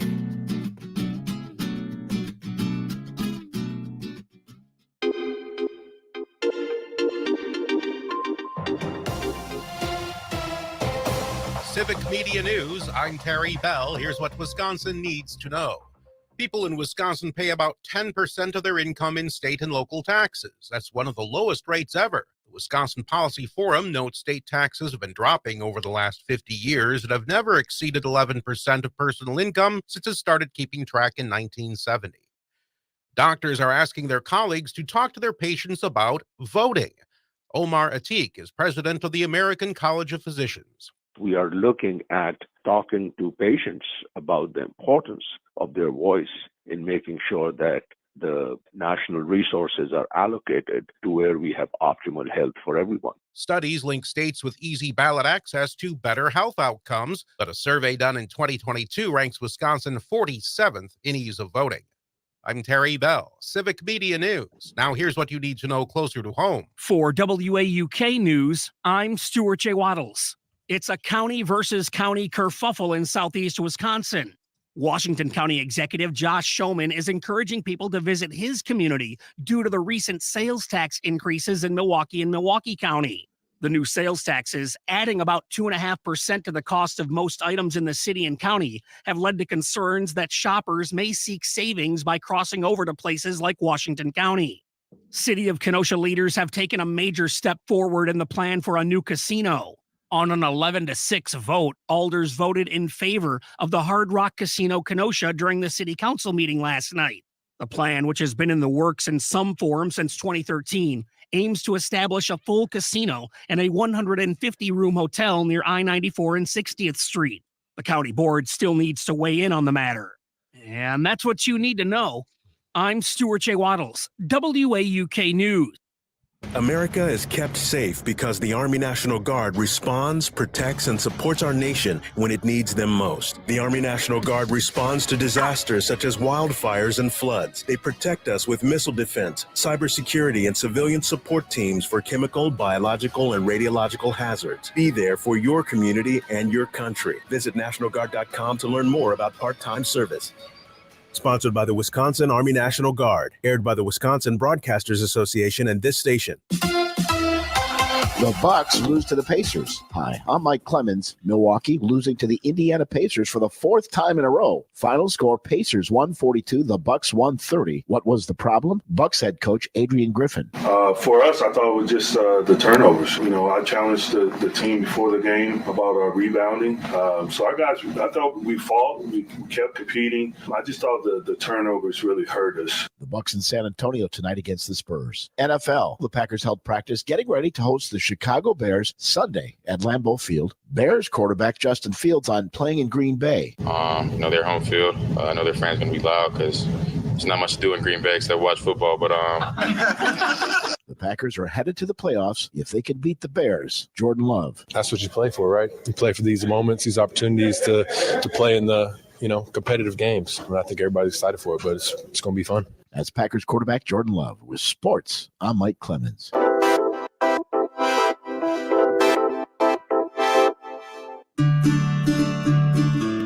I'm meteorologist Brittany Merlot with a look at your weather ahead. The cloudy skies and the sunshine are battling it out today, with today expected to be the brightest day of the week and also the chilliest one too. High temperatures rising right to the freezing mark, and by tonight becoming cloudy and falling to the mid-20s. Right now, it's 26 degrees. Be a part of the resistance. Check out the Paul Revere Show with Mark Thompson, Monday nights at 7 on the Shaw, 540 AM and 101.1 FM WAUK, and on the Civic Media app. Hey, son, how are you feeling? I'm fine, Pops. What's on your mind? I can't explain it. When your kid can't find the language, find the lyrics. Start a conversation at soundedouttogether.org. Brought to you by Ad Council and Pivotal Ventures. Keeping Southeast Wisconsin in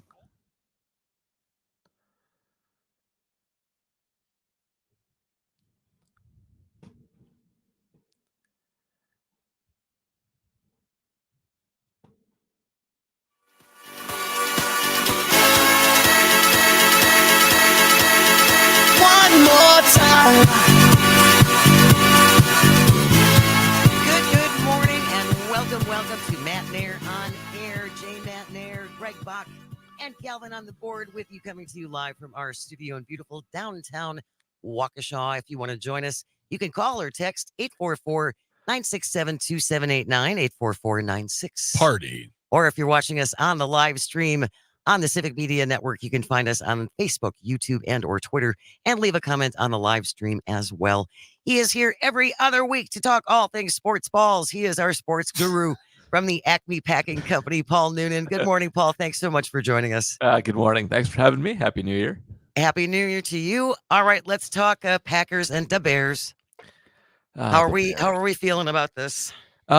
I think we feel pretty good about it, but it's not going to be as easy as it was last time. Chicago has improved fairly drastically over the second half of the season, especially on defense. A lot of people, a lot of media in Chicago have they've developed an increased opinion of Justin Fields, their quarterback. In reality, he hasn't actually improved very much. That's sort of a mirage. But their defense has improved a ton. They started off as one of the worst defenses in the league. We obviously destroyed them in game one, but they have been over the last 4 games, by some of our advanced metrics, about the 5th best defense in the league. Wow. And a lot of that is due to the development of their secondary, Jalen Johnson and Tyreek Stevenson in particular, young corners who've come along. Jalen's not that young, but have come along and have turned into some of the best shutdown corners in the league. So the Packers, I do think, are still the better team, but this is not going to be just a roll like it often is against the Bears. It just seems unusual to me that all of a sudden this late in the season, it's like, oh my God, we're finally getting it together. Yeah, it kind of happened for our offense, kind of the same way. But they did. There's some catalysts here too. At the trade deadline, the Bears actually made an acquisition, even though they were pretty terrible at the time. They got Montez Sweat from Washington, who is a pass rusher. What was the name again? Montez Sweat, like sweat, SWEAT. Nope, that's great. Montez Sweat's really good. He was stuck on a very bad Washington team. The Bears actually still kind of struggle with pass rush. That is their Achilles heel on defense. But Sweat gives them at least the semblance of a good pass rush, which is really all they needed for their secondary to start playing better. He is a force. He's not as good as Danielle Hunter, who we faced last week and shut down. So that's why I'm optimistic. But that actually did kind of catalyze their development on defense. They have really been good lately. They're tough. Offense is a different story, which is the other good thing. That plays a role in it too, but defense is critically important. And I can remember the first time that the Packers actually won the Super Bowl in the 90s after that long drought. And that was the mantra at the time, is like defense is what wins Super Bowls. Yeah. It is. And, the Bears have been typically pretty good at putting defenses together, even when we've had our nice, recent rivalries with the Lovie Smith Bears, when they've had their bad quarterbacks and their bad receivers. They do bring the defense every once in a while, and they seem to actually have the makings of a good one here. Up and down, their personnel is actually pretty good. Now, offense is the different story here. They're not hopeless on offense like they often are, because they do have DJ Moore, who is still one of the best receivers in football and has been carrying them lately. And their offensive line has gotten quite a bit better. They put a lot of draft capital into it, but their quarterback is still a problem. Justin Fields is not a good passer. If you take out his running, he's one of the 3 worst passers in the league. He's only really good when throwing to Justin Fields and occasionally to Cole Kmet, their tight end, he's okay. He's not great. But there's only 3 people to shut down on this offense, and it's DJ Moore. If you double him, you'll be fine. It's Cole Kmet. And then it's just not having Fields rush for 150 yards. Now, the problem for the Packers is Joe Barry lets all that stuff happen all the time. Like, he is not good at stopping rushing quarterbacks. He's not good at shutting down one good receiver. What is he good at? What is he good at? Absolutely nothing. Say it again. Pretty much nothing. There's one thing I'd say he's good at, which is that he's good at playing a really safe shell against quarterbacks who only can really air it out deep. He's actually kind of good against Patrick Mahomes for that reason. Not that he can't do that, but he gets impatient. But against anybody else, he's not good. And Justin Fields, he's not good. Like, if you have a running quarterback, Barry's defenses tend to struggle, and that's what you got here. Like, you have the best running quarterback. So I'm a little worried about this game. I don't think it'll be a walk. I'll pick the Packers in this game. But if Joe Barry screwed it up and the Bear defense did enough to slow down the Packer offense so that they lose, I won't be that surprised by it. The question I have then is, let's say after the game's done, Packers win. What needs to happen next for them to move forward in one of the most ridiculous seasons I've ever witnessed as a Packer observer? So if they win, they're in the playoffs for one thing. So it's just automatic. If they win, they are in the playoffs. If they win, they do not need any help. If they win, they control all tiebreakers. That is just that. They can actually get in a couple of ways if they lose this game. If they lose and Minnesota, Seattle, and one of Tampa or Atlanta loses, then they also get in. So those are your rooting interest. They lose. Math's crazy. Not that they deserve to be in. And if they do win this game, they can be as high as the 6th seed, where they would probably go to Detroit for the first round of the playoffs, or as low as the 7th, where they would probably go to Dallas for the first round of the playoffs. And if you go to Detroit, you can maybe do some damage there. I mean, or they could just beat us up. Yeah, that's a potential too. Paul Noonan is our guest from the Acme Packing Company. He is our sports guru to talk about all things sports. We did touch on this a little bit yesterday, Paul, but I want to get your opinion on douchebag. I'm sorry, Aaron Rodgers. And the little back and forth he had going with Jimmy Kimmel. So what's your take on that? Aaron, I feel like a lot of people have a lot of different opinions on him. He likes to shoot his mouth off, has for a long time, but I think we don't give him enough flack for saying actively harmful things. Like, there's a lot of people who just promote random conspiracy theories or diets that don't work or pyramid schemes, things along the lines that Aaron talks about. Right. But I wrote a lot of negative stuff about Aaron during the COVID crisis for his take on vaccinations because he's influential. And, not everybody sits there reading, firsthand accounts of vaccine efficacy in their free time. Some people just get their information by what they absorb casually in the media. And Aaron Rodgers taking an anti-vaccine stance without knowing what he's talking about is actively harmful. And here again, just shooting his mouth off without, thinking of the consequences. First of all, I don't know Jimmy Kimmel from anything or whatnot, but Aaron Rodgers certainly has no inside information about the proclivities of Jimmy Kimmel, and connecting him to Jeffrey Epstein, while maybe not meeting the legal definition of defamation or slander or libel. Skating along there. It's tough against public figures, so it probably isn't. But it does rouse a certain chunk of the population to make actual threats at people when you do that. And, whether it's legally anything that Jimmy can pursue him for or not, it's really irresponsible. It just is. It's putting innocent people possibly in danger. Yep. Aaron does stuff like that too much. And I think Pat McAfee, whose show he said that on, tried to slough it off as just a war of words. And Pat does not take enough responsibility for having Aaron on at this point either. Rodgers has gone from, I think, a morbid curiosity that gets people to show up into something that's something different, something kind of gross. And it's probably time to cut off that pipeline for him and relegate him to, backwater media a little bit more than he is. Well, I always felt, he was certainly always different. He certainly had a different take on things, but I swear after he went in underground for 3 days, in his sensory deprivation chamber or whatever, he has been just wacko since he came out of there. He was never, that's the thing is people didn't realize is that he was never a nice guy. He was apparently not. No. He just, he was nice to the fans. He put on a good face for the advertisers, but players and reporters and other people in the industry have said he is not a good person. Was that your experience, Paul?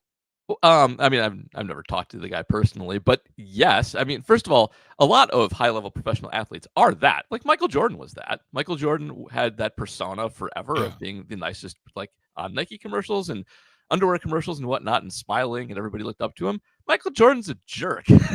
Everybody knows Michael Jordan's a jerk now. Aaron Rodgers he had a very managed persona, and as soon as he started getting himself in front of cameras all the time, that management starts to go away, and you start to see what's actually there.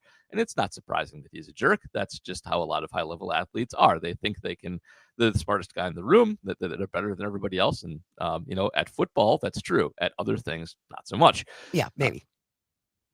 All right, we're going to move on and talk about the Bucks and the Bucks' problems against the Pacers. What is going on with that, Paul Noonan? The Pacers. So first of all, the Pacers do, I think, have their number a little bit, and part of that is the Pacers and Bucks have played each other a ton this season. I think this was their 7th or 8th game last night. They played twice in 4 days. I feel like that's happened a few times too. And the Pacers have definitely developed a formula that works against the Bucks, which is just frustrate Giannis and pick and roll them to death to some extent. The Bucks have not adjusted back. And the worst thing about the loss last night is often there's a huge element of luck in any NBA game that's based on how many three-pointers you make. Like, if you have a bad night shooting threes, you can lose to anybody. If you have a good night, you can kind of beat anybody. The Pacers beat the Bucks last night, making 20% of their threes. I think it was actually 15-ish. And that is a sign that you were really outplayed. That's a game you should just luck into winning with an average performance. And that's happened a couple times against the Pacers too this year. They don't seem to have an answer for Halliburton on the defensive end, and they really have kind of settled into the Bucks are a team that if it's clicking on offense, they can put up these Herculean offensive performances from time to time when Lillard and Giannis are clicking together and Middleton's actually playing healthy, and that overcomes any defensive woes they have. But as soon as they run into a team that knows how to attack their defense and especially like is able to get into the paint and draw Lopez out and draw Giannis out and actually hit their threes, which they didn't have to, they have trouble with that. That's going to be a problem in the playoffs if they don't fix it. And maybe it won't be a problem in the playoffs because regular season basketball and playoff basketball are very different things. But it's worrisome that it continues to be a problem. And against the Pacers, who have kind of developed this little chippy rivalry with the Bucks, I feel like the Bucks should show up against that team at least. Is that where the whole game ball was? It the Pacers? The whole Pacers. game ball? Game ball is the Pacers. Yeah. Yep. Game ball gate. Game ball gates. Okay. Yeah, All right. the Bucks have not reacted well to game ball gate. You know, you would think you would show up and want to blow the doors off of the Pacers, and instead the opposite has happened. Interesting. All right, with a couple of minutes that we have left, Paul, let's talk about the Badgers losing their bowl game. Very uneven year for Luke Fickell in his first year, and the Badgers played well in this game. Like Tanner Mordecai looked better than he did all season. They passed the ball extremely well against LSU. Had a lot of people sit out who were going pro. That's how LSU rolls, especially their quarterback. Wow. But their defense was still really, really talented, and it was a good performance that Wisconsin really should have won. That Luke Fickell really lost for them. He proved to be much more conservative as a play caller than I think anybody expected. We had Paul Chryst outgoing with the reputation of being really conservative and being like a run first guy, and you expect Fickell and his air raid stuff to get in here and just be throwing it all over the place. But the one thing he doesn't do is attempt to go for it on fourth down, on fourth and short. And there were 4 opportunities in this game to do so, and they punted it every time, including from the LSU 37-yard line. And aside from having a lot of math on this at this point, especially in college, it's just a smart idea to do it. It's easy to pick up a yard in college. There's all kind of rules that make it easy to pick up a yard in college. You can block downfield on passes. It's not allowed in the NFL. And he doesn't do it. And he left, I would say, something like 17 to 21 points. Yeah, that's probably too much. But, more than the margin of victory on the field, just by not being a little bit more risk-taking than he's did that all year. Cost him quite a few games. So I'd like to see that improve. And the players don't like it when you don't have the confidence in them to go for it as well. So that should have been a big victory over a good SEC team that the coach just sort of lost. Paul Noonan is our guest every other Thursday at this time to give us an update on all things sports balls. He is with the Acme Packing Company and writes for a number of publications. Paul Noonan, thank you so very much. Happy New Year. We'll see you in a couple weeks. Stay close. You're listening to Matenaer On Air across the Civic Media Radio Network. Yes, the Bears still suck. All the ladies now. Bears still suck. The Bears still suck. The Bears still suck. The Bears still suck.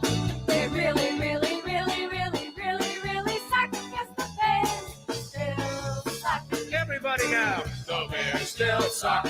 The Bears still suck. The Bears still suck. The Bears still suck. They really, really, really, really, really, really suck. Yes, the Bears still suck.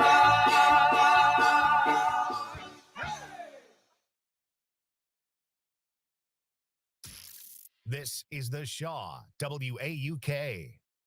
Hi, I'm Emily from Weikert Realtors Lake Point in Madison. Your home, your property, your decision. At Weikert Realtors Lake Point, we'll guide you every step of the way. Whether you're buying or selling a home or exploring commercial property, your dream is within reach. You'll find our realtors love what they do, and more importantly, we think it's fun helping our clients achieve their goals. Who wouldn't want to do that every day? Give me a call at 608-721-8002. Weikert Realtors Lake Point, 2045 Atwood Avenue. Find more info at weikert-lakepoint.com. People across Wisconsin are enjoying the rewards, stability, and flexibility of a career in healthcare. Why not you? Wish Caregiver Careers can get you started as a certified direct care professional. You'll learn the skills you need to make life better for older adults or people with a disability. All training is free and online. Plus, earn $500 in bonuses. Start your new career. Sign up today at WisCaregiverCDCP.com. Sponsored by the Wisconsin Department of Health Services. You're listening to The Shaw.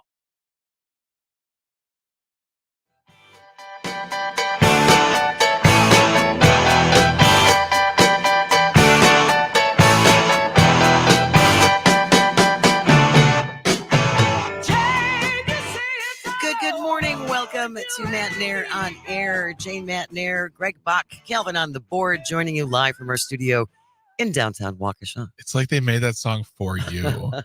It's like so rock and roll, just like you. Oh, yes. I am the epitome of a rock chick. That is exactly what I am, Greg Bach. Thank you for joining us today for day 2 of Matenaer On Air. And you can always join us, call or text 844-967-2789, 844-96 Party. Or if you're watching on the live stream on the Civic Media stream on Facebook, YouTube, and Twitter, you can leave a live stream comment there as well. I did want to mention this because this is something that also came out today. The 2 consultants, this is from the Associated Press, the 2 consultants hired who are going to look at drawing new maps for the state of Wisconsin are going to be paid up to $100,000 each in taxpayer money under terms of their contracts that were made public today. Each of them will be paid an hourly rate of $450. The state director of courts has the authority to exceed the maximum amount if it is determined that's necessary. Wow. It's a good job if you can get it, man. Good chunk of change. Either that or, or maybe they pay for another 5-star vacation. Well, and you know how much I love to complain about the way Robin Voss likes to spend taxpayer money. Yeah. $2 million chasing down bogus stories about election fraud for which no evidence was ever actually uncovered. It's a reminder. So yeah, they spent $2 million on that and found nothing. So I guess I don't really have a problem with them spending $200,000 of our money to draw fair maps. Yeah. It's important. It is important. It's important work, and I don't and if we're paying good people to do it, then yes. 844-967-2789, 844-96-PARTY. We have a big show coming up tomorrow as well. I think people, again, we have very short memories. Saturday is January 6th. Correct. This is the 3rd anniversary of the January 6th attack on the U.S. Capitol. And in these last 3 years, it has been pretty remarkable to me the way some of our lawmakers are trying to present what happened that day. Yes, a very a pretty narrative now, a patriotic narrative, very patriotic narrative now. It's which again is interesting to me because on the one hand, it's all Antifa, Greg. Yeah. They were all Antifa. And the crooked FBI. But they're all patriots. They're all patriots. So I'm not sure which is which. They're all Antifa, but we don't want to unblur their faces so that way the FBI we don't want them to get CIA can't prosecute you. Right. Okay. I mean, yeah, it just all this whole like narrative. They're not even trying anymore. They just don't like. I remember the hypocrisy, a good old hypocrisy of McConnell. It was just make your blood boil, make your head spin. This is just like you're just dumb. You're dumb. Like, I don't understand how they can possibly frame this narrative as what you were just saying. It's Antifa. We don't want to, but they're patriots. But they were also peaceful, and it was a regular tourist visit. But they're Antifa, and lock them up because they were violent, but not the patriots. Exactly. So it's really interesting to me. We're going to have a special guest on tomorrow. Mike Smith is a retired U.S. Navy Rear Admiral who has been in the Navy for over 30 years. He has formed the National Security Leaders for Biden. He formed that in 2020. It's an independent, nonpartisan organization, which includes over 1,000 former senior national security Republicans, Democrats, and independents. Yeah. And Admiral Smith is in Milwaukee and Madison today and tomorrow, and he's addressing groups talking about the threats to our democracy by Donald Trump. And again, the apparent attempt to whitewash what happened on January 6th. And I watched the whole thing live. Yeah. I remember it like I remember where I was on the day of 9/11. Yes. Same. I will never forget. I will never forget watching that unfold. and sitting there in such disbelief. How is this even happening? I was at work when it was happening, and we were watching. We wanted to watch, that we wanted to watch them secure the vote and make it. Which, by the way, before 3 years ago on January 6th, nobody gave a flying hoot about the certification of votes. Absolutely, it was a No. it was a nothing burger. No. It was nothing. I'm sorry, nothing burger's funny, but we were at work, and because it was such an important thing, like because the former president had made such a big deal of it, we wanted to see it happen. Like we won't trust it until we see it happening. And I remember going back and watching. We were watching on my laptop, and I just said to my coworkers, "I think something's happening." When I saw smoke, Yes, and first tear gas. Yep, and it was horrific to watch. And then you saw the pictures of certain parts of the building on fire, and I mean, it just the fact that what should be one of the worst days in our country isn't one of the most educational days of our country. Instead, we're just like, that's fine. It was a regular tourist visit. Yeah, they were walking between the ropes. They were all well behaved except for the Antifa people. They were patriots and Antifa, just those two groups. It's not confusing. It's all just fine. Yeah. So- Everyone poops in people's offices. Apparently so. Yep. So join us tomorrow. Yeah. Retired U.S. Navy Rear Admiral Mike Smith is going to be here from 11:30 to 12 o'clock tomorrow to talk about his concerns on the eve of January 6th. The third anniversary of the January 6th attack on the U.S. Capitol is this Saturday. So Admiral Smith will be joining us tomorrow starting at 11:30. Stay close. The news is coming up next, followed by the one and only the Todd Father. The Todd Father. Todd, all the show kicks off right after the news from noon until 2 p.m. Thank you so much for joining us today. Thank you for listening. Thank you for calling. Thank you for texting. Greg, Calvin, thank you for all your help. I hope you all find some joy today and you have the chance to share it. This is the Civic Media Radio Network. Yes,